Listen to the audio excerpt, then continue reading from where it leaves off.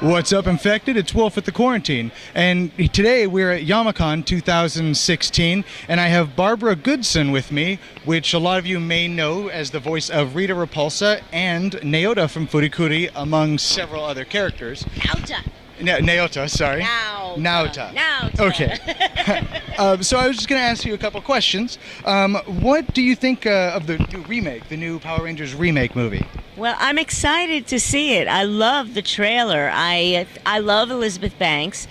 I realize it's not going to be a reboot. It's going to be something of its own, and that's okay. You know, I would have liked to have her wear some, horns at one time. I was a little sad that she didn't have some of the old costuming in there, but, that's the way it is. We shall see. It's still, the jury's out on that, but you got some good talent with Bryan Cranston and Bill Hader as Alpha, or Alpha 5. That's going to be very funny. Yeah. Very, very interesting.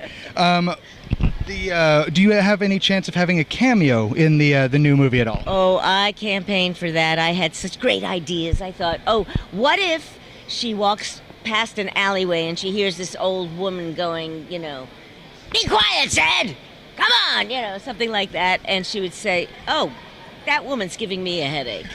Shoots her or something, That would be awesome. CEO that she goes and blows up the office when you hear Rita in the Rita voice, just the cameo, just doing a little bit of that.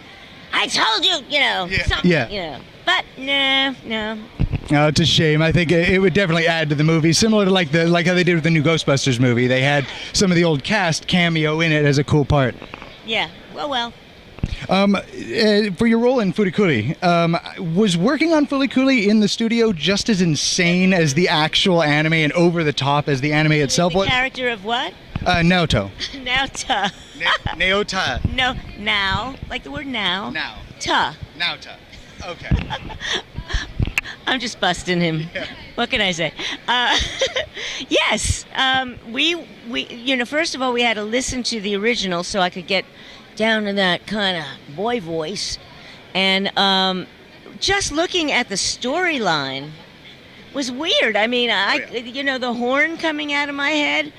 Okay. I mean, I have a son, and he was around that age, and I'm doing a prepubescent boy voice. It was a little weird, yes, but it was funny. Oh, yeah. It was very funny. I think I've seen Coody 2 or 3 times, and to this day, I still can't tell you exactly what that story was, what the storyline is about. You can you can't figure it out, but you get the humor, and that's what matters. Definitely. Do you have any fun stories while you were in the dubbing studio? We would play tricks on each other, or we would do dubs that weren't necessarily things that could go on air. So we would do that, and just for the entertainment of the other voice actors. Definitely. So, or there were some guys that were a little gross and would get a little stinky in there sometimes. But, we, like me and Goldar would, make my monster grow. That's all I'm saying. You can imagine where that went from there. So that's all I'm saying. What was your inspiration for Rita, out of curiosity? You're such an iconic villain. You're the original villain from my generation, the original big villain anyways. And such an iconic character. To this day, in my opinion, there aren't many that come to that kind of height. Oh, stop! What did you get the inspiration for Rita from? Rita, actually, I was directed in the beginning to do Rita as the Wicked Witch of the West. So I did Rita, like, "Oh, I'll get you, my pretty," something like that. And they fired me. Wow. Yeah, they did a market research thing, and they said, "Well, that voice doesn't scare me because, it's iconic already. Yeah. You're fired." And I said, well, that's how you directed me. And they said, "Well, we're going to have auditions." I said, "Well, may I audition?" And they said, "Yeah." I was so pissed off. Oh, if I can say that on your... Oh, yeah. I can say that, pissed off. So I went in and I said, "You want it scarier?" "I'll give it to you scarier!" Nice.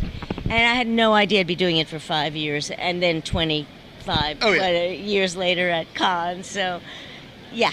That's awesome. That's my story. That's such a funny how that twisted around and wound up working in your benefit. Yes. The last question: do you have any advice for any of my viewers that may be wanting to get into acting or voice acting? What kind of advice might you give them? Wow. That's a long one. First, you have to have a passion for it. You have to be honest with yourself about your talent. You have to know, like even I say, no, I can't do that one. If they want the real sweetie little girl voice, I don't, if they want a crazy little girl, I'll do one. But not the ones that are too pure voice, bell sounding. That's not my voice. If you're good with dialects, work on that. If you're not, work on it anyway, but don't put it on your reel or your tape or whatever, demo. Go to voicebank.net. Listen to the pros. There's a lot of tapes out there that you can listen to that are commercial tapes, and you need one for everything. Animation tape, commercial tape, narration tape, book narrating tape, spokesperson tapes, everything. So it's not like you're a doctor and then you get a job.